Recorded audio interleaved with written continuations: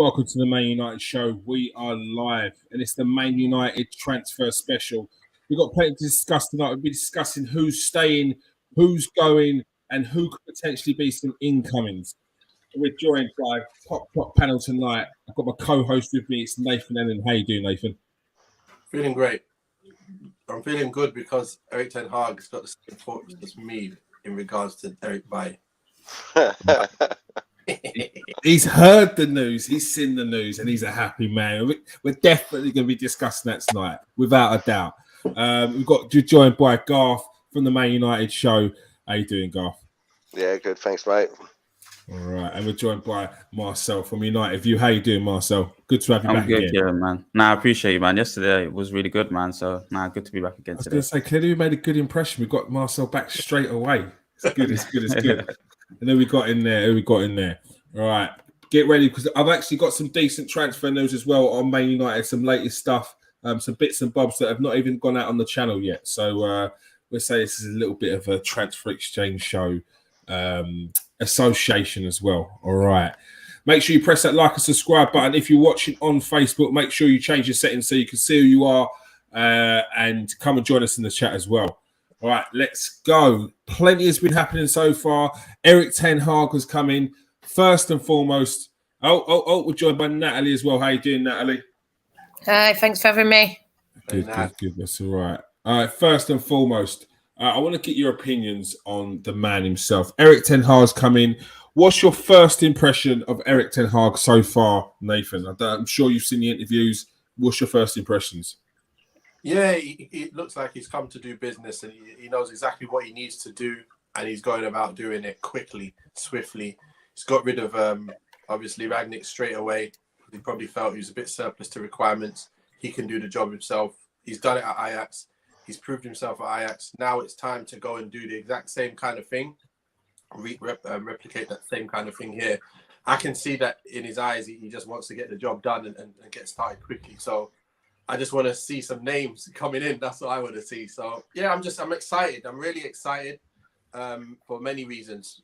Players that he's already worked with that are here, what he can do with one of them, especially Donny van der Beek, and how he can make the players play according to the way he wants them to play. Mm-hmm. So we know we've got players, we've got ability. Can he transform them to work within a structure to then actually become good enough to play against, the bottom teams in the league at least. So yeah, that's how I'm feeling about him. I'm feeling very positive. All right, Garth, first impressions, what's your thoughts on him? You saw his interview the other day. He seems like a very stern man, he's got a presence, hasn't he? Yeah, I'd definitely give that. He's got a presence. He definitely comes across like he's going to be a hard taskmaster, which is what these players need. They need this after what we've had since Solskjaer, because they took liberties with Solskjaer, you know what I mean, with the friendly attitude. So hopefully what I'm hoping for, and that's the big word now, it's hopeful. That's what I am. I've got hope with this manager, to be fair. He feels like, exactly what Nathan's saying, he's coming in to do business, no nonsense. But, so was Ralph when he turned up, look how that's ended, even though he was interim. But, so yeah, I'm really hopeful. I like the look of him. It seems that like the board, like the relentless with Steve McLaren, if the rumours are to be true, obviously they didn't want McLaren in, but he insisted. So he's already, hopefully that's a sign that the board are going to give him what he wants specifically in the market. But this is where we're going to see where it comes down is how much backing he gets, because he needs a lot. So we will see. He definitely does. Marcel, first impressions on Ten Hag. We're only going by interviews, but what's your first impression so far?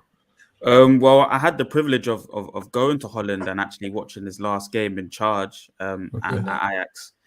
So I've seen a little bit of his management style, but I think this is a world-class appointment by Manchester United. I feel like this is maybe, Van Gaal was a similar style possession-based manager, but I think, in our club's kind of history, this is kind of the first possession-obsessed manager, in terms of the modern game, getting fullbacks involved high up into the pitch. It's a really, really good employment. I think this is bringing us to the evolution of our club.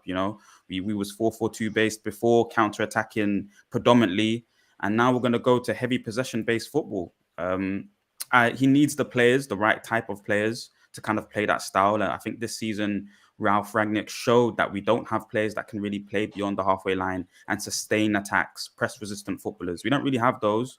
So he needs to get the caliber of players in. Early signs look good. And, he made demands. He said to us that, he doesn't want to sign unless certain things are put in place. He's also mentioned in his first interview that, good is not good enough. So he's going to be a manager that's demanding a certain level from all the players. He also said that, he thinks Maguire's a good player. I felt like it might be a bit of PR and saying, that these players were players that have finished second before. So there is still something left in them. But, for me, it's always, the thought process is you're never as good as you always think you are, and you're never as bad as you think you are as well. So the sixth place today can be improved on, and there is space to catch up. But also that second place finish maybe wasn't as good as it was, and that's proved maybe with this season. So I'm looking forward to see what he can do. No, definitely. Natalie, Marcel said something there that Ten Hag said. Good is not good enough. It's a big statement, isn't it? Yeah, to be honest, it's what we need. I think we've had sort of hard taskmasters. I know sort of Garth's pointed it before. We had like Jose come in and then sort of that didn't work. I'm not saying that he's a Jose kind of manager, but, we've always had these different kind of manager. I think it's more now, what's saying there, if the board back him. And I think the fact that he came in and said, I want this, that and the other, and they've sort of caved to it, with, say, your Steve McLaren. Obviously, it's not sort of the budget, it's not the players, but I think sort of maybe Ralph has made them realise where they were at, what needs to change, what they need to do. I mean, look, we're seeing them, shipping out scouts, bringing different people in. But I do think, he's a guy who's going to come in and, like you said, how he made reference to, the second place finish. I do. And sort of then I heard John Murter talking about, getting the best out of them. I do think there's a lot in those players that are there. They're not bad players. And I do think he's going to put a style in place maybe, and some of them will fit into the style or some of them will go. And I think we're seeing with sort of, there was talk, Mata could stay, this one could stay, this one could stay. They're waiting to speak to Ten Hag. And it looks like now with everyone who has gone, even though we're expecting a lot of these, maybe they have spoken and it is sort of, you're on the way out. We're seeing other people linked to that we are going to accept offers for people. So I do think, him coming in even early, coming in as soon as that last game, he was at Palace. I think that's a good sort of indication, in my opinion. I mean, it could just all be for thingy, but I don't think he's that kind of guy who's for the cameras, because I think he would have sat and done all these interviews, when they were putting the mic in front of his face, but he didn't. But, what he did do is go and see the fans outside, go and see everyone, go and see the kitchen staff and all that kind of stuff. And I do think that's a good thing. We want it to be a family, a community. We're all in this together. You don't want sort of anyone, even players, thinking they're above anyone, The cleaner's just as important as you because we're all doing it together as a team. So, I think it's a good impression that he's made by doing that, by seeing all the staff and those kind of things around Old Trafford. I'm excited. I'm cautious, but still sort of, maybe not as excited as I would have been a couple of years ago. I think they've drained a lot of that excitement out just from was constantly going on this merry-go-round. But, let's see. I'm backing him. I'm excited. Yeah. I mean, it should be. It's a big change. It's Man United going in a completely different direction. So, yeah, it's definitely something to be excited about. One man who is definitely leaving. He's joining Austria. There's mass confusion about what his role was. He didn't know what was going on. The manager didn't know what his role was going to be. It's Ralph Rangnick. He's leaving. He's officially joined up with Austria now. Nathan, in the end, it seemed like a bit of a mess between what was going on with Man United and Ralph Rangnick, but they've sorted it out now. Well, yeah. Well, we could see the signs from when he first joined, to be fair. When he joined and he asked what Fletcher does, and he didn't know what he does. And, he was asking, he was asked what's his role. He didn't know what his role was. And he said, we're going to be talking about that soon. Then there was asked if he's spoken to Ten Hag. He says, no, not yet. I'm waiting. Who's Ten Hag? That's almost what it was like, though, weren't it? It's silly. As a consultant, yeah, he's going to probably speak to the manager, but he hasn't spoken to the manager. They're going to bring him in. He doesn't know what's going on. So you're starting to see all these signs that, wait a minute, he's like here and everything United are doing is over there. So, I just could tell he was going to go. And once he got that job and he was part-time, then it was like, you know what, he's definitely going to go. I can't see this working. Ten Hag comes in and he still hasn't spoken to him. I'm hoping to speak to him. Why can't you speak to him for 5 minutes if you're going to be taking over and you're going to be working with him? You definitely want to speak to him. So, yeah, he was a bit too honest, to be fair, in terms of when he was in front of the mic. He was chatting everything, all the business of everything that's going on behind the scenes. And it doesn't work well. You know, we know what Solskjaer did. He kind of took it all on himself and he made sure he protected the players, same like Sir Alex Ferguson back in the day. He made sure anything that happens behind closed doors and in the changing room and nothing really gets out. Ralph was the other way around, and it didn't work out. So, to be fair, I do like what he was about, and I do like the fact that he brought out what our weaknesses were, kind of thing. And that he obviously was blunt with it as well, because there's nowhere to hide now as well. And now Erik ten Hag can just, you can just see everything for as it is. Hopefully, he's had a chat with him and gone through even more detail on every player. And then he can just just get down to business now. So yeah, chapter's over. Okay, it probably wasn't even needed really in the end. You might as well have just kept Ollie on till the end of the season and said, right, let's get Ten Hag in at the end. But I guess that's why Man United are doing things these days. Yeah, it's one of those ones. It's like it was.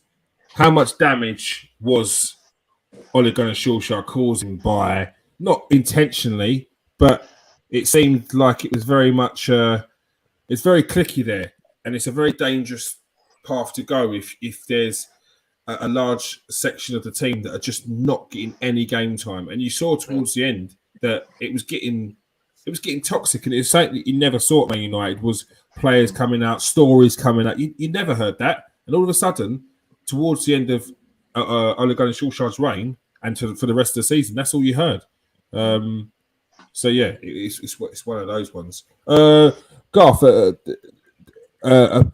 bit of news came out where apparently Ralf Rangnick said he spoke to Richard Arnold earlier, and he asked why did he spend 120 million on Diallo, Pellistri, Donny van der Beek in the summer of 2020 when Matic was coming to the end of his career. Your first priority should have been to replace a top-class defensive midfielder. He was told he was given the opportunity to sign Joshua Kimmich to replace Matic. Then why didn't they do it? Richard Arnold apparently went on to say that Ole Gunnar Solskjaer and Edward Woodward went for different options. Is he make a good point, Ralf Rangnick, there? Why did you go out and buy 3 or 4 midfield players for 120 million and they've not seen the light of day at Man United? I mean, yeah, it's fair. I mean, hindsight's 2020 though, obviously. But yeah, I mean, this isn't the first story. Obviously, I was saying the same thing about the strikers when it was apparent we were only going to have Ronaldo for the rest of the season, and he went to the board and said, "Look, why the board got in hindsight." And Nathan said at the end there, and I felt this as well to begin with, which is like we should have just kept not Solskjaer because Solskjaer's position was untenable. After that 4-1 to Watford, he had to go. So I was like, we should have just kept Carrick.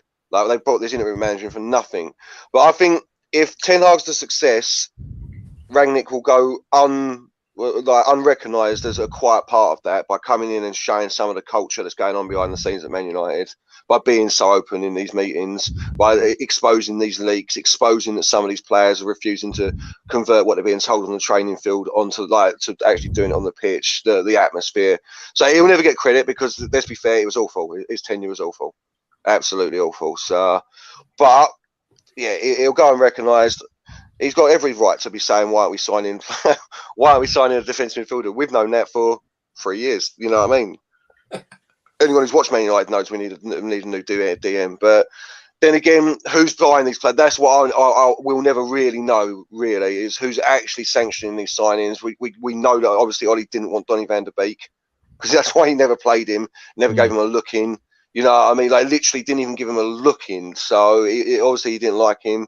So it's been And just the Rangnick situation right now, that now we've let go of him after 2 years, it's a shambles out of the back room of our club, and that's been for ages. And this epitomises it. Give the man a 2.5-year contract, but then let him go, because I'm guessing it comes down to Eric Ten Hag, and rightly so, doesn't want him as a consultant, and that's rightly so. You know what I mean? But they should, yeah. It's a madness, is what they've done. So yeah, I think he's been treated very unfairly, but history won't remember his tenure at Man United kindly at all. I don't think. So unfortunately. Yeah, definitely. Marcel, glad to see the back of Rangnick. Did you see any good of him being at Man United? I'll always like to look for the positives, and what his tenure has done is shown us that we can't play offensive football or pressing football. For me, Oli. Firstly, this has been a poor season, but you have to remember the first 13 games or so was managed by Oli. We had the easiest run of games out of all the competition in the top 5, let's say, and we wasn't able to execute. And that was because he had changed his style from counter-attacking football to trying to play aggressive. I don't know if it was possession-based, but he just wanted to get players higher up the pitch. We had Ronaldo. You can't really be playing counter-attacking football when Ronaldo wants to get higher up the pitch into key areas in the forward line.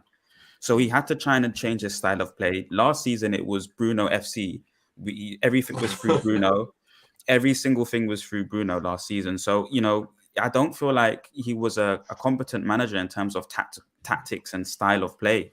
We struggled for the first few games. I remember Southampton struggling. Wolves gave us a good game. Yeah, there was so many games where we struggled. So this season, and Oli also promised players certain things, more game time for the likes of Lingard and stuff. So a new manager comes in who's not really a manager. He's just an interim, has now got to manage so many personalities, promises, deliver certain things, all within 6 months or so.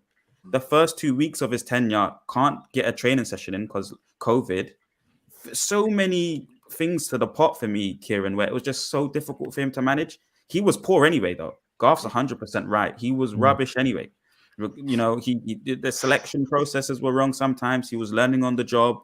We lost a 2-0 advantage against Aston Villa in important moments where we could have really still got top 4 under his tenure. So I'm not saying it's completely Oli's fault, or I'm not saying it's completely Ralph's fault. But what I am saying is Ralph was, through trying to still play that forward football, the 4-2-2-2, he showed us these players can't even trust their manager. We saw that under Oli. We saw that under Mourinho, but they threw Ralph under the bus as well. He tried to play the progressive football, and he has Luke Shaw digging him out in interviews. It just wasn't the right pot of things to put together for Ralph, unfortunately. But the biggest positive for me was a lot of these players can't play the style of football that Ten Hag wants to play, and the style of football for me that is going to win Premier League. Yeah, 100%. Definitely. Great answer. Natalie, any positives in Rangnick apart from him leaving? Yeah, he was a poor coach, and I agree with Garth in that it probably was best keeping Carrick for a bit, because he was, we got a bit of a song out of some players. I think there was a lot of briefs about, the coaching team, it's not good enough. But I think, no, they were good enough. I just think maybe, like what was said, a lot of people have promised things, so then you start to see the leaks when the promises aren't being delivered, and it's just a shambles season all in all. But I mean, the benefit I'd probably say of Ralph is that, for me, Oli was too nice sometimes. He should have come out. He should have said things. I get it. You've got to take it. You're the manager. The buck starts and stops with you. But, when you're being hamstrung, in my opinion, we know that he didn't want Donny. And then, like you said, why didn't they get a Kimmich or something like that? I don't know if Oli wanted him. I don't know. But, I don't think Oli was thinking, I'm going to be without Matic. Let me not buy a CDM. I do think he did want a CDM. Like you say, they went in a different direction. Donny, I mean, when at the time it was sort of brief that they got him because he was cheap and available. And is that the kind of what you want? Not really. You want someone that, the manager wants, and if it's a bit more expensive, you should be going for it. If it's going to be the right player, rather than just, this one's available, let's just get him. And I mean, even the Ronaldo thing at the time, I don't think he's a problem, but he was available. It made sense. It's Man United, the commercial, this kind of thing. And obviously, they probably asked Ollie, but in the grand scheme, it meant that we had to change all that we were playing. We were playing this counter attack. We had to change the way we played, and then obviously it was exposed because, like's been said, they can't do that kind of thing. I mean, like you said, you probably wouldn't. Probably anyone would take Ronaldo. Even Ten Hag saying now what a great player is. So yeah.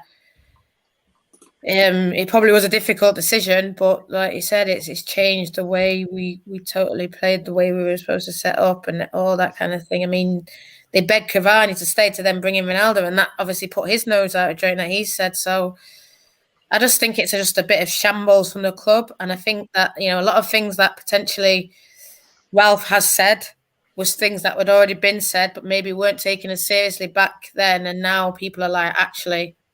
This is toxic. There is these major problems. People were believing him before the club even briefed something against it. They were like, "No, we've seen this before."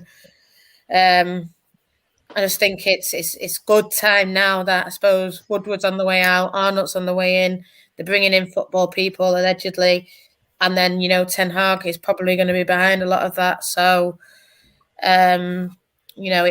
a new day, it's a new age, hopefully. For Man United now with all that's going on, and maybe Ralph, they didn't like that he came out as much and said it, but I think United fans probably would be grateful that he did, even though he couldn't do it on the pitch. But they'd be grateful that he's another one that exposed kind of the problems higher up. Yeah, he definitely did. I think it needs to be done. To be fair, another one that's off is Juan Mata. He is off. He will be leaving Manchester United once his contract runs out. Next one, history is repeating itself again. Paul Pogba looks set to join Juventus on a free transfer. They're thrashing out a deal right now. It's at the advanced stages of the deal. I think he did have a chat with Erik Ten Hag, but he will be joining Juventus now. Paul Pogba. One that could potentially be staying. Rumours were going about that Eric Bailly could be as a part of a swap deal for Pau Torres of Villarreal. However, he's after talks with Erik Ten Hag. Erik Ten Hag wants Eric Bailly to stay. He sees him. He wants to build a big squad, and he sees him as a part of that squad. I'll go to you in a second, Garth, because I know you did quite a bit of looking into the kind of players that Ten Hag would want. But first of all, how could I not go to Nathan Ellington on this one? Nathan, the smile on your face when you heard this. Eric Bailly, potential lifeline. It's not 100% that he will stay because obviously the player has to have a say in this. If he doesn't feel that he has a chance to get in the team and hold down a regular first team spot, why would he? But the manager wants him. That's the first good sign. What's your thoughts on this one, Leif? Just really happy that the manager's saying that about him. But obviously, we're yet to see what happens when the season starts. And look, he stayed fit for last year. Obviously, did most of last season. He was fit. He played games in the African Nations Cup as well. Got quite far in that. When he played in Europe, he played an amazing game for us, and then didn't play the next game. So I'm just happy that he just gets a fair shot at playing. That's what I just want to see. Because when he first came in, he was our best defender. He did very, very well. Then he went through a long, long spell of getting injured. Every time he came in, he came out. But now, he's not injured all the time. He's been available for selection all season. And for some reason, they've just not chosen him, especially when our players have been so bad defensively, making mistake after mistake. He should have been given his chance to get in there and do something. Let's see what you got, Prove yourself that you can be the best defender again here. And that's what I just want to see Ten Hag give him that chance, because at the end of the day, he's in the squad now. We've got Varane, we've got Bailly. That was my best centre-back pairing from what we have to choose from anyway. So, okay, we might be trying to find another defender. Let's say we bring in a Timber. Great. Bailly can maybe be on the bench. And then anything happens, Bailly comes in next. Not a Lindelof or Maguire coming in next. That's what I want to see, because I know pace-wise, he'll race anyone. I remember the days when he was playing against Vardy. You say, "Come on, then, let's race. I don't mind. I'm gonna stop you," and that's what I love. Not Man United come up against Vorghorst, whatever his name is, at Burnley, and we're getting torn apart by our defense. So we can't let that happen. We can't let that happen. If we want to be challenging in the top 4, we want to challenge for the top 4. We need to have players who can actually handle the top players. Simple as that. And Bailly, I think he's one of them if he can stay fit, of course. Mm-hmm. After you surprised that Ten Hag wants to keep Eric Bailly? No, I mean, it comes down to him or Lindelof, don't it? When you're thinking about which one you'd keep, and it doesn't surprise me you'd want Bailly over Lindelof just for the sheer pace. Lindelof may be better with the ball at his feet, just about maybe, but I don't think Bailly's been given the run of games to prove how good he is in that. So I can easily see him being Ten Hag. What I'm liking is obviously Ten Hag's looking to build this squad now. Like we haven't had a pure 25-man team because Bailly's not being thought as a main centre back. It'll be Varane and Maguire, and then Timber if we get Timber, which I still don't see him being a centre back in the Premier League. I really don't. I could be proven very wrong there, but I just don't see it with what I've watched of him. So yeah. So I reckon we start with Varane and Maguire next year as our centre backs, like actual centre back partnership. I can see it happening. With Timber on the right if we get him. Unless we get the Pau Torres. That's the only one that really seems to have any legs when it comes to an actual centre back though. So is that just paper talk? You know what I mean? But no, yeah, I'd keep Bailly over Lindelof any day of the week, every day of the week. So I think it's just. Same with a couple of others that we're going to talk about. He's just giving them a chance to be squad players like Man United were always built on. Like rotation players that we can bring in 70 minutes, we're already 2-0 up. You can rest a Bruno, you know what I mean, by bringing a Pereira on.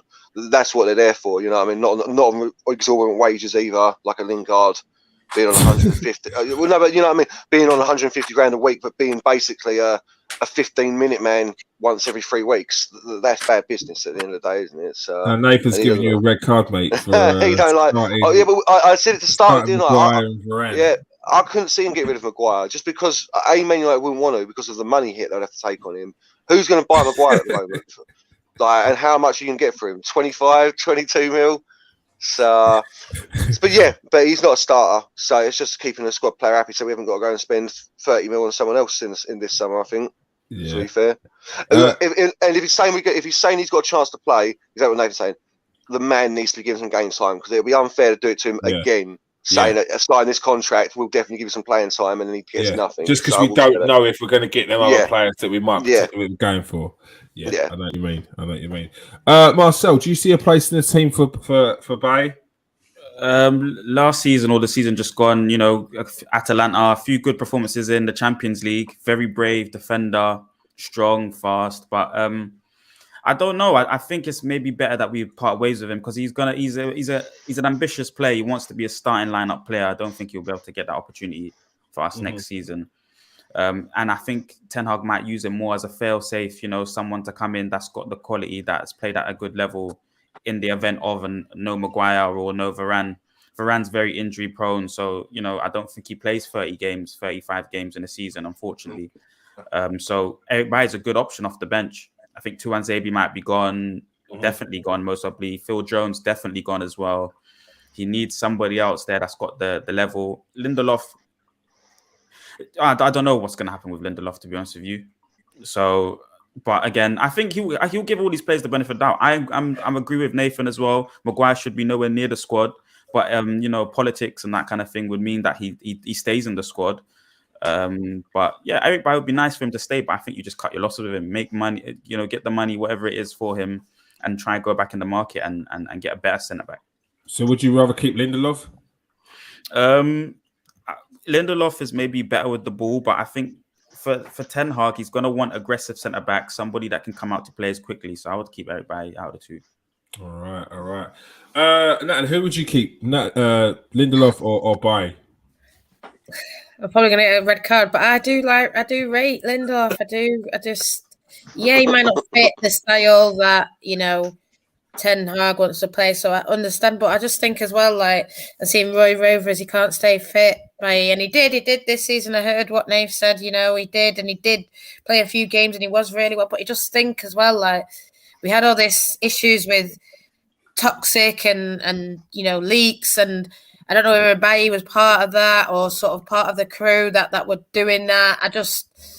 If there's sort of like disagreements there, I'm not saying like get rid of him because of that. I think, everyone should be able to get along, but if he's sort of pulling one way and then if he stays and he doesn't get the game time, I just don't want that kind of vibe and attitude. And I do think he will put in the graft if he's told him he can stay and he does stay. I do think he will get behind it and he will sort of appreciate. But like you said, I think he'll stay and it could potentially be a bench player. And then, obviously if then your partnership, whoever his first team partnership is, then doesn't, get injured, then you don't get them. You will eventually, but, if it's just, you might want more than that. You want to be like a first team player, he wants to play for his country all the time and all that kind of thing. So I just don't want to then bring back that kind of attitude of if I'm not playing, you promise me, etc., etc.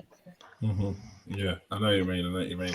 You've got to keep a squad happy. Scarf? Yeah, so can I just jump in? I'll ask all of you, because I just thought this. If you could sell one of Maguire, Bailly and Lindelof, but the other two have got to stay as your centre-backs, who are you getting rid of? The one out of them three? Maguire. Yeah, It is Maguire for you. It is, yeah? Now for you as well. Yeah, because that's what I thought. It's almost instant, isn't it? Like, instantly to your brain, you're like, yeah, Maguire.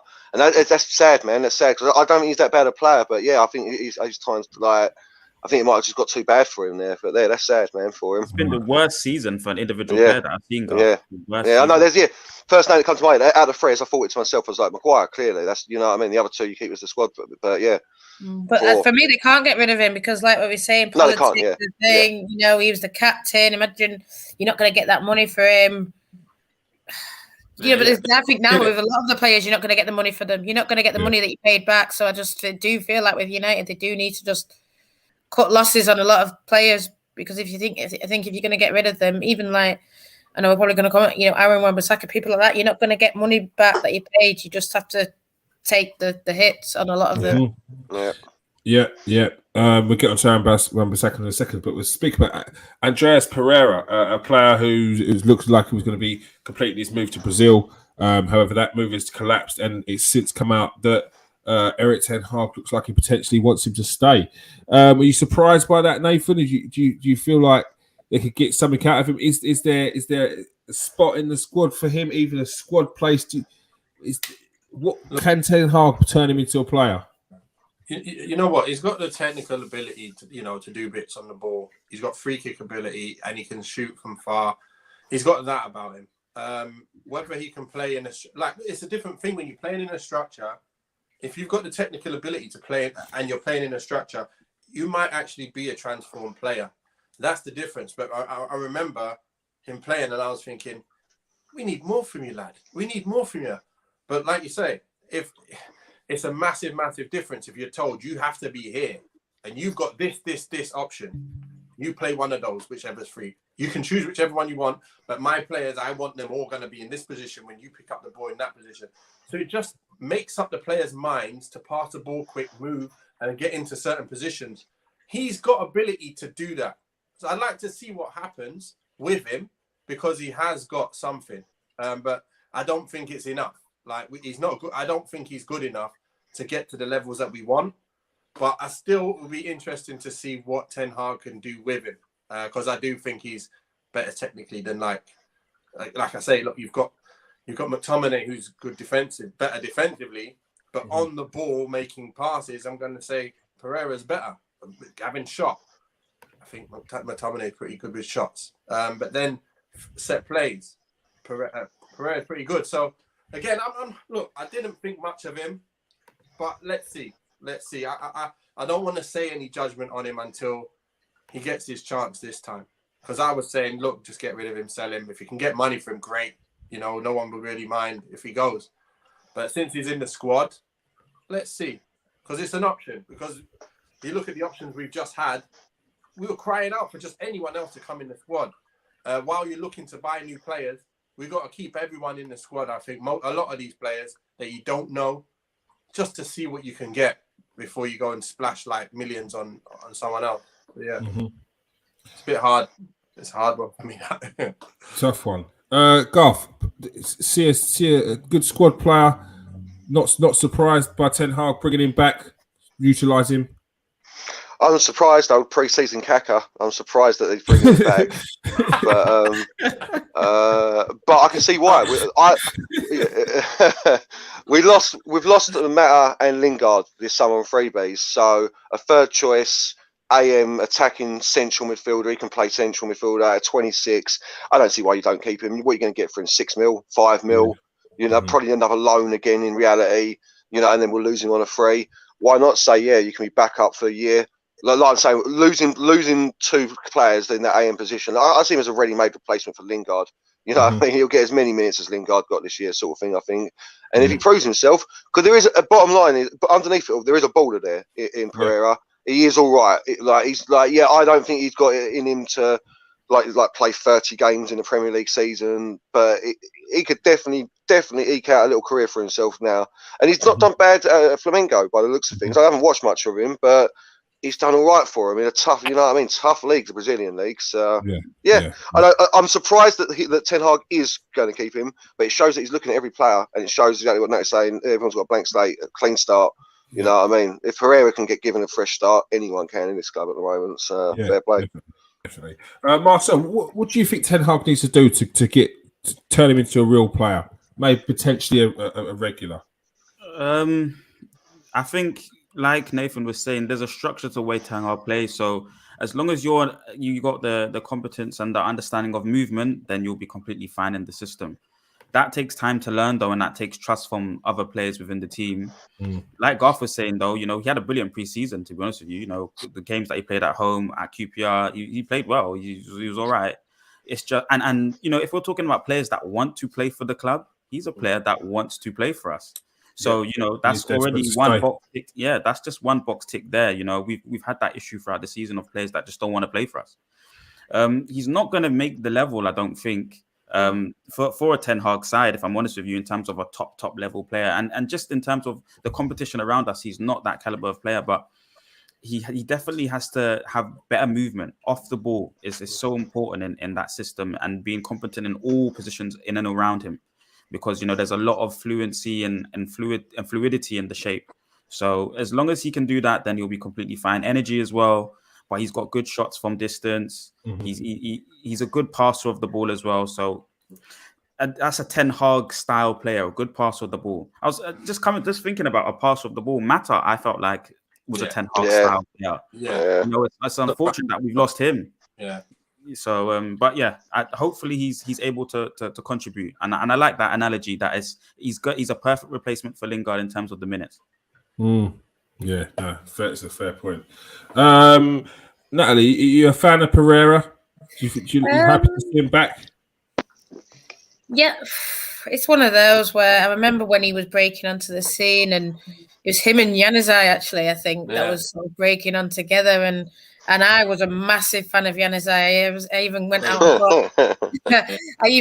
and got like his name on my shirt. I loved him. I thought he was great. I thought, you know, this kid and all that, but sometimes as well, I do think that this is happening in our club. Like, they think that they're better than they are. Sometimes some of these kids, I think Adnan was the same.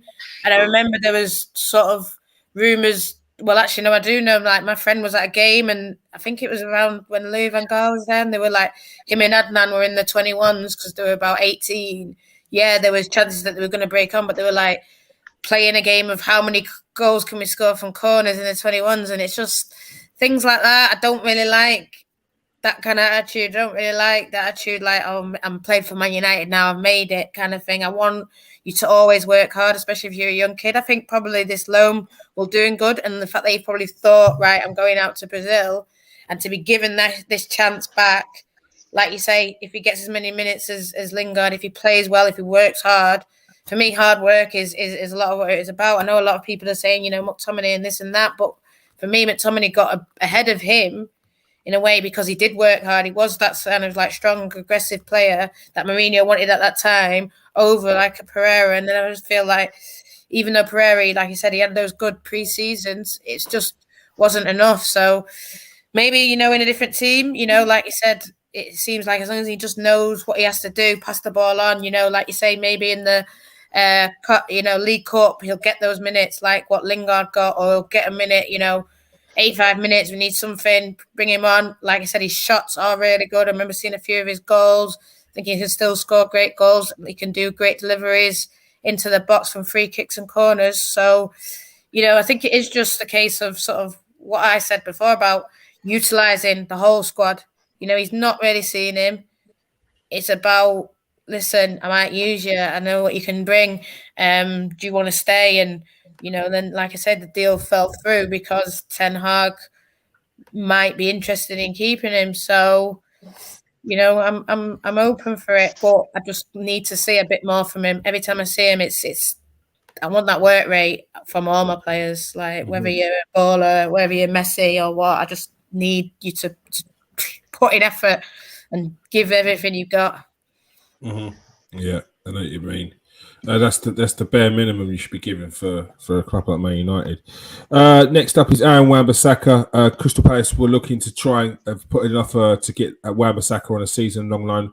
However, Man United want to make that deal permanent. They are open to permanent deals for Aaron Wan-Bissaka. They have rejected the offer of a season on loan for Aaron Wan-Bissaka to Crystal Palace. So still sitting there waiting for offers to get rid of a man who they're definitely looking like they don't want to keep there.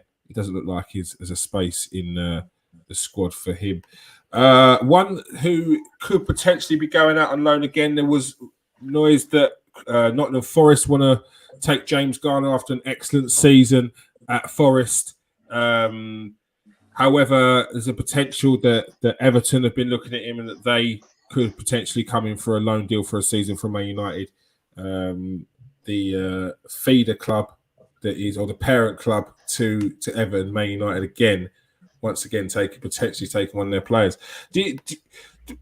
Would anyone here like to see James Garner potentially stay, or do you think it is best for him to go and have another loan? Nath, start with you. Well, for me, I think he's going to be staying. Well, I would want to extend my time at Nottingham Forest now that they got in the Premiership. It would be nice to see how he does in the Prem. Watch him from this season and see what he does, and then take it from there. See if he's got the ability to make the transition to United later on, because it's two different things. Playing in the Prem and then trying to make the top 6 and the top 4, massive difference. So let's see what he can do. It's nice to play week in, week out as well and get used to the Premiership. You're not going to get that at United this year straight away, that's for sure. No matter what, you're not going to get as many games. So I'd like to see him go on loan to Forest and just get his experience. There's nothing better than playing first team football. So that's that with him. I remember Zaka. If we can sell him and get some money, that'd be great. Get most of what we paid for him, and then he can go back to there. And obviously, he's probably more comfortable playing for them because they'll be under the cosh a lot more, and he can just win all his challenges and just play the ball to their wingers who love to get on the ball and run with it. So he'd look probably even better playing for them rather than needing to do what the attacking fullbacks do in this league. But just one point on what Natalie said, I just want to mention. I know it might be an unpopular opinion, but listen, Adnan Januzaj, if I came in as manager today, I'd go and just get him for cheap. He'd be my player. Free. I'm going to get him in the free squad. as well, isn't he?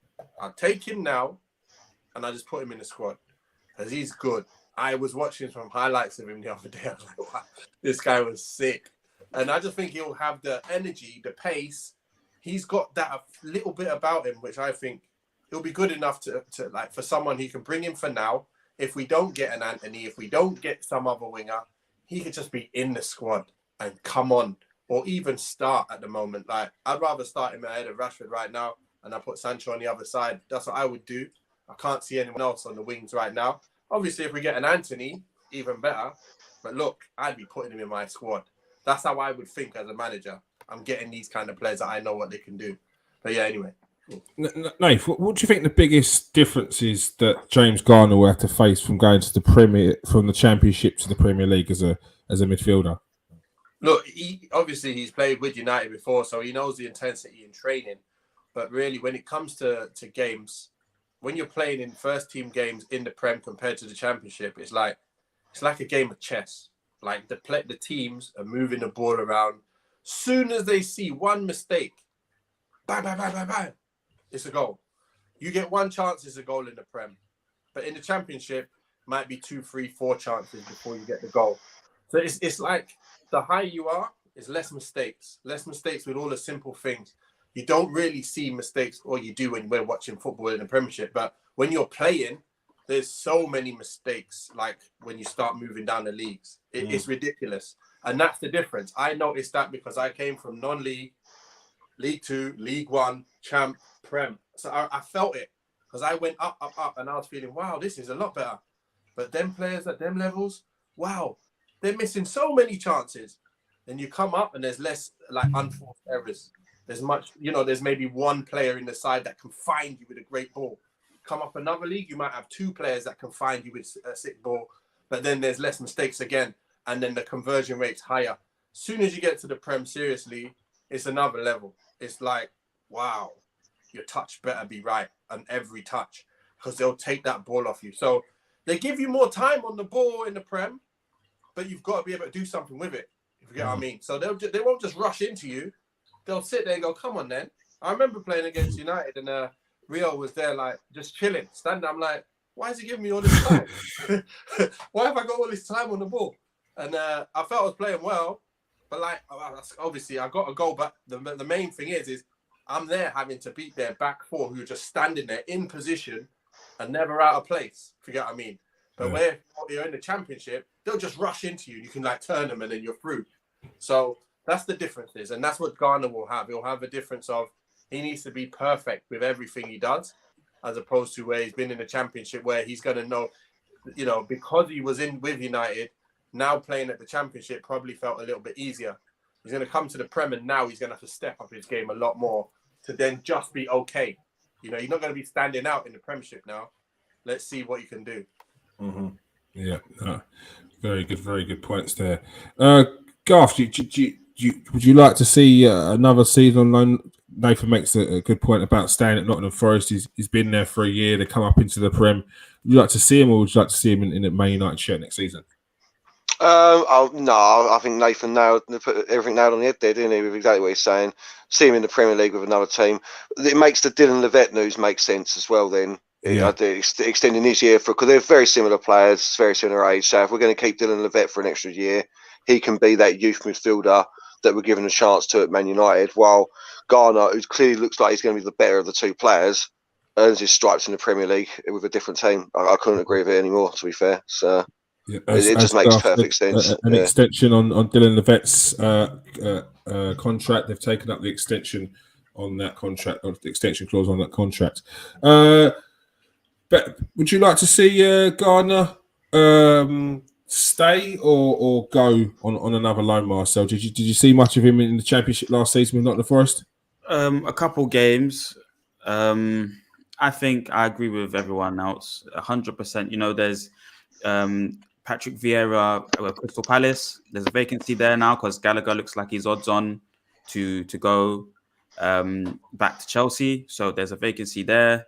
Patrick Vieira's done well with the younger group of players. Sets up teams well. Southampton seems like someone they need an extra pair of hands, maybe in a pool of players that he can compete against, more similar to, or closer to his level. Good kind of captains and leaders at Southampton to learn from. But there's also an argument in the sense that coming and staying at Man United with the new manager, learning the system, learning the style of play would benefit him massively. Maybe the earlier the better for him. But I would say he has to go out. Forest would be the easier bet, but I would like to see him at Crystal Palace, to be honest with you. Okay, so I think that's a great shout there. Great shout with Conor Gallagher. Have you seen much of Ghana at Nottingham Forest, Natalie? Just I suppose like the highlights. I never got to sit down and watch a full match. But for me, I'm sort of agree with everyone, but I'd like to see him maybe do that pre-season with us. I know potentially teams might want him now if they're going to do it, but I'd just like to see him come in, like what Marcel just said, get used to a certain style, like this is the way that we're going to play now at Man United. And then definitely Ten Hag maybe try him in a few pre-season games when it doesn't matter. I don't obviously you want to win every game, but try him in against whoever playing Atletico Madrid. That's a big team. It's always going to be a big game, a hard game, tough game. Try him in these games. I would, but then a lot of things said that this is why Ten Hag, and I'm not saying he's not trusting in youth by not playing him. I do want to see sort of Garner maybe given that season-long loan at the Premier League, but I would, maybe do the pre-season with us and then go on loan, or maybe even do 6 months with us, then go on loan in January. I don't know, something like that would be good as well. Yeah. I think general consensus is get him out, get him playing. What? I think he needs to play. Sorry, Nathan. No. I was just trying to say that with when the team's in such a transition, it's not the best. It's harder to bring in the youth players to try and earn their stripes while the team's in a mess. If you get what I mean, I like to see him get a structured side, a proper first team. Then when you do dip in a youngster, he's just one player, like in and around the rest of the experienced team. That's where the players then thrive. You don't want to throw them in the deep end and say, listen, pull us out now. Like Hannibal come in the last game. It's like, he can't do enough. Elanga, now you're trying to look at him to be the main man because so many players are so bad. And now we're kind of looking at them like, ooh, are you really at the level? Yeah, it's too much pressure on him. Yeah, it is. Yeah. Yeah, I think that's a fair point. Like you said, when you first look at these youth players when they're coming through, you give them that extra leeway. You let them make mistakes. You don't get onto them. But towards the end, you are looking at players like Elanga, who's giving it their all in every game. You're like, actually, he's not the required level of Man United. But is that true? Are you thinking about pushing his development too far? Are you expecting a finished article now, which is no one ever said he was? So, yeah, I think it's a very good point about the youth. So the latest on Julian Timber is that personal terms agreed, fees all agreed, but this is solely down to Timber and whether he wants to make the move. Currently, as we've been told, he's actually worried about whether he's going to get consistent game time, which makes sense considering he wants to be in not just a first team starter for the Netherlands team, but he wants not just to go to the World Cup, but he wants to be a first team starter for the Netherlands team. So we'll be waiting to hear more news on that one. Puyol Torres, Man United, not too much on that. It's gone very quiet on the Puyol Torres deal. Villarreal are willing to sell, but at the price that they want. They're not going to hold stock. They're not going to stand in Puyol Torres' way as long as it's the right move for the club and the player. Marco Asensio, been told there's nothing in that, just paper talk. The big one for the guys here, Man United will not pay £80 million for Frankie de Jong and Darwin Neunez is the actual news. Darwin Neunez, apparently from sources, the deal, the player seems like he's very interested in joining Manchester United, even though they haven't got Champions League. But here, with the news coming out with Barcelona sorting out the issues with CVC, it seems they will have a little bit of extra money in their pockets, so they won't be pressured into selling Frankie de Jong there. Nathan, I know that was your face is a bit miffed about that one. Frankie de Jong, one player that's probably high up on your transfer list. Bit disappointed by that potential news. It's not all over, but as we're saying, this is more down to the player. It doesn't look like the player actually wants to leave right now. What I do know is, look, if United keep talking and keep trying to get the job done, something's happening in behind the scenes. Like it's not like I just don't want to come. Something's happening. Mm-hmm. You don't keep trying and trying and trying unless you're idiots. And I don't think Ten Hag would want to do that. I think we've done that in the past where we've kept trying, but that was for a fee. But like, if he knows something, because normally the clubs, they'll speak with the agent first. Say, listen, we'll come in for you, but do you want to come first? Like, I know you might want to come, but okay. But if the club are going to sell you because they need money, will you come? He must have said yes. There's no chance he's saying no when you go, listen, we're going to pay for you anyway. We're going to pay and then, no, I said no. So he's not going to, something's happening if that all this rumors is true. That's all I know. So let's see how it unfolds. All I know is if there is a transfer fee agreed, he's coming. Because it's just not, they're not going to agree a price, spend all this time trying to get the fee sorted, and then he's not coming. They've spoken to his agent. 100%. So that's all I'm going to say on that one. Let it go quiet, or if we keep hearing, he's coming, that's for sure. So if next week you still hear it, he's coming. All right. Garth, if there wasn't, and I'm putting you on the spot, if there wasn't Frankie de Jong to come in, is there anyone in that position that you'd potentially like as his alternative? Well, there was, but he went Aston Villa on a free. This is the thing now. Frankie de Jong is such a he's not a defensive midfielder, is he? He's a special player. So there is no Frankie de Jong out there. Centre mid, whichever. We need a centre mid bad. So whichever one we've got left now that's on the cards. I still wouldn't pay 150 mil for Declan Rice, no matter how good he is. But as a Frankie de Jong, listen, look, this is going on too long. I mean, I'm of the complete opposite opinion of Nathan. I think it's dead in the water, and either his agent is using us to get a better deal or something, even though there's no way that can happen with Barcelona, or it's just paper talk now. Because otherwise it's just typical Man United again. I can't be bothered to wait until August 15th for them to sign Frankie de Jong, who then got injured in training, so he can't play he can't play for the first 3 months of the season. You know what I mean? Like, it's just, if he don't want to come, which I haven't seen it come out of his lips, but he's reported pretty much everywhere. He says he wants Champions League football next season. Move on. As much as I want him, I think it's one of them things where it's like he wants to stay. It's not that he doesn't want to go Man United. It's not. No, but that's semantics, man. That's semantics. To stay at Barcelona, and if Barcelona were willing to sell him, he'd be like, "Look, okay, I'll go. If you're going to sell me, I'll go." It's one of them situations. But you never know Barcelona because they always need money. Yes, they may have sorted this out, but they always need money. Yeah, but it's still he doesn't want to leave. So, like, even if it's like, okay, I want to go. Like, bottom line is, the more I think about it, if he becomes available for properly, are we actually going to get him anyway? Someone else will come in and snap Frankie de Jong up before we get a snifter at him, in my opinion, as well. So I just think with the reported transfer budget we got as well, we need to be looking that it's too rich for our blood as well. Like, definitely 80 mil English. Like, that's far too. Like, when it was 60 mil. That's a little bit different. 58 mil they're talking about, but 80 mil, that's basically what 4/5 of our transfer budget gone on one player, and we need to reinforce so many places. So yeah, I love him as a player. I wish he'd come, but I just want to put an end to this saga now. You know what I mean? Marcel, seems like the Frankie de Jong may be over, but is there any alternative midfielder that you'd like to bring in? Well, I don't think it's over, to be honest with you, Kieran. I think he's very pivotal part of the team in terms of how we want to start playing the football. I feel like Ten Hag is kind of like a football father to him. I think anyone that kind of plays the game has one or two managers that taught them something that they still remember to this day.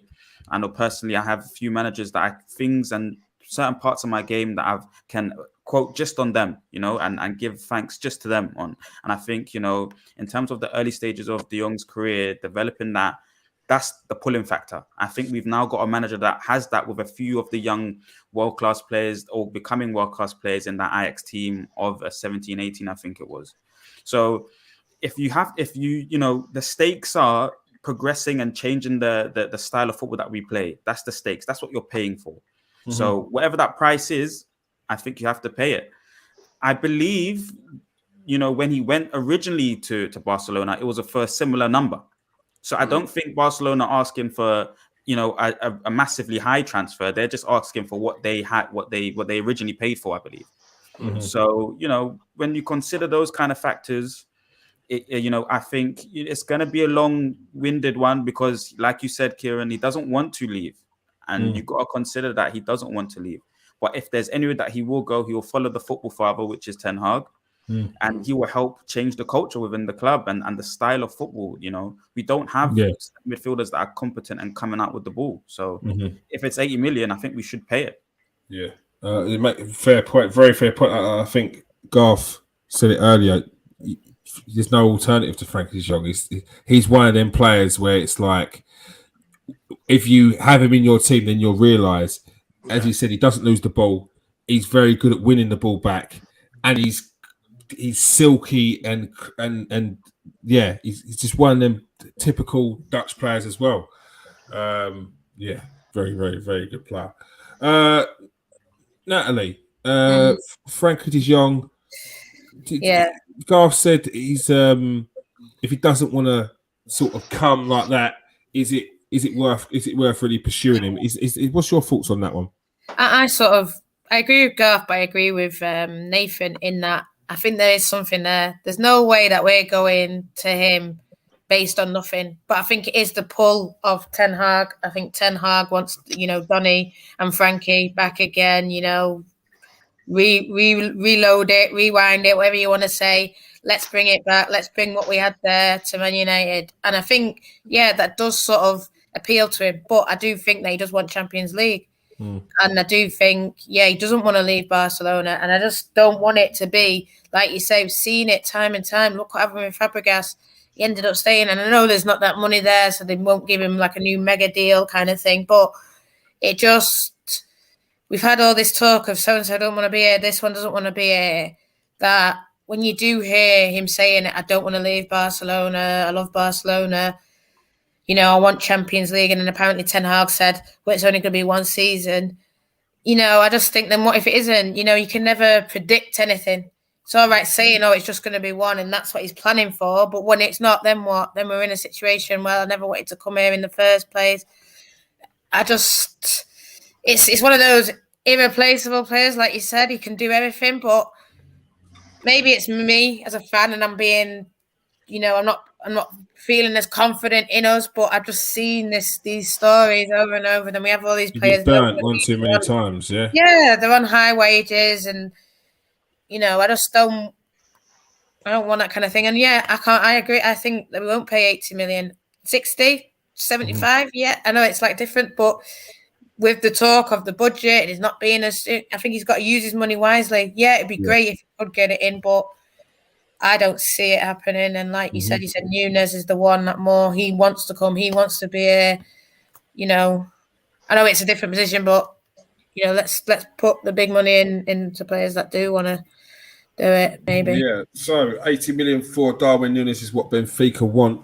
Apparently, the player is interested in joining Manchester United. Champions League is not an issue. A key position, you think, Nathan, going forward next season? Cristiano Ronaldo is still there, but he was going to be 38 next season. You've got to start looking to get in that replacement now, and probably not a cold, sharp shock next season of one in, one out, maybe. Yeah, of course. Having a player like that. The thing is, I don't know a lot about him, but when you got Van Dijk talking about him, I think he mentioned that he's similar to Haaland in the way he plays. He found him very difficult to play against. That just made me think, okay, he might be better than obviously what I'm seeing when I check YouTube and try and find some highlights of him. You can't really see a lot, but I'll have to do some more looking. But we need a striker. We need a forward. Cristiano's not going to be here for much longer anyway. We might be trying to give Rashford a chance up there as well. But you want someone who's out and out, young, looking like, that's their actual position where they're just going to kill it. And if he's one of the best options out there, I'm happy to see him come in. But again, if it's a lot of money, and then De Jong's also a lot of money, you can't just get two players. So we've got to think wisely about how much we're going to spend, how we're going to maneuver around the positions while we're trying to bring players in. Because let's say you get De Jong on a lot of money. This is why I'm talking about, if I had money, if I was at the club, I'd get players in who were nothing, and then I can focus on big money for the certain positions this year, and then whoever else we bring in, we've still got some quality in different areas. So, I think them two Darwin Neunez and De Jong would be great additions. I think that would just eat up all of the money pretty much. And how are we going to get Timber and any fullbacks or anything like that? It's going to be very, very difficult unless he's thinking of someone on a free. So, yeah, good point. Garth, Fan of Darwin Neunez. Is this the player that Man United should be bringing in on this type of player? Or you should be looking at different positions, focusing somewhere else? Do I like him as a player? Yeah, he's like. I mean, it's only been one season as well. This year, I think he's exploded this year. If that makes sense, you know what I mean. He's never been like ripping it apart like this before. But this year, the stats are disgraceful. It's almost a goal a game. Powerful striker. I like him a lot. Should we be spending 90 mil on him? Absolutely not. No way. No. There's strikers out there that we can get. Ronaldo's got another year in him. And you get a backup striker to Ronaldo. I know you're saying that the short, cold shock, but sometimes you've got to. If we're going to spend one big one, I know I just said we shouldn't go for him, but I'd get De Jong over. We need that centre midfielder long before. We've still got Martial in the team, who, unless we can ship off, is going to be playing next year. We've still got Rashford. These are strikers in my mind anyway. Same as what Nathan said before. They're not not at that price again. Not at that price again. It feels again very much like it's we missed out on Haaland, so now we're going for a big name striker. When it's not that necessary this summer for me. I'd definitely get a full-back before I got a striker. I'd get a centre midfielder before I got a striker. A centre back before I got a striker. There's 3 positions already before you start talking about wingers and so on and so forth. So not a priority for me. Not. This is the problem with me. Every position's a priority, really. But and it's Man United. You're always going to be paying next to 10, 15 mil, 20 mil on top of a player anyway. Yeah, we played one striker, and Ronaldo was third top goal scorer in the Premier League last season. So what is Ronaldo not going to get minutes? That ain't happening, is it? You know what I mean? So I think he's to let Ronaldo see out his last year and then think about the big money striker. All right, fair point. Marcel, fan of Darwin Neunez. Do you think it's an important position to bring in next season? Well, I feel like Ten Hag's gonna utilize the target man system. So the frame is right. It does seem right for me. Darwin Neunez, a tall, strong kind of player. The price tag is definitely wrong. I don't think we should be asking for paying 80 million for him. But he seems like a good player. I mean, who better to learn off than Cristiano Ronaldo? So it bodes well in terms of what his attributes in the team and what he can bring to the team. I just feel like we might be killing a little bit of his game, though, playing a target man system for him. I think he likes to get on behind and run on behind. But I don't know. I think it's somebody to look at. There's other players. The striker market for me is a poor market right now. I don't think there's anyone that is of a high caliber that's at the right age or in their prime. None of the strikers that we have at the club are 20 to 25 goal season strikers. I haven't seen a Ruud Van Nistelrooy type striker. I haven't seen a Wayne Rooney type striker. So, it's a gamble whoever you pick in the market right now for us. But like everyone's been saying, the price is very expensive. I think, and does he get more minutes than Ronaldo next season? I don't know. I think Ronaldo should get to pick his games, but he has to be comfortable with staying on the bench. I don't know why Ivan Toney's not been looked at. If you're looking at someone that is kind of second fiddle to Ronaldo, but Darwin Núñez definitely could become a world-class player. The goal record this season, the way he's been playing this season, it bodes well. It does. Ivan Toney for me is the one we should be looking at as well, Marcel. That's what I said that a few weeks. 100% back up to Ronaldo, perfect for Ten Hag's system. To Ivan Toney, I think 100% pick him up for 30 mil all day long. Yeah, for me as well. Yeah. All right. That is all we have time for. Thank you very much for joining us tonight, people. Thank you very much in the comment section. It's absolutely buzzing tonight. Loving it.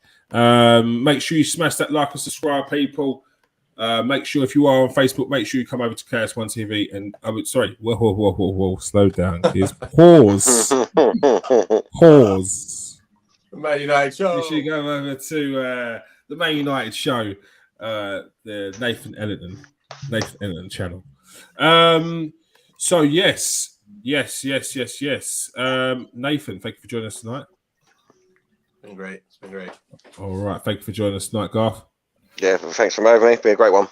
Thank you for joining us tonight, Marcel. Thank you, man. It's been good speaking with everyone today. And thank you for joining us tonight, Natalie. Thanks for having me on, as always. It's always been good. It's been good. All right, peace out, people. Stay safe and wash your hands.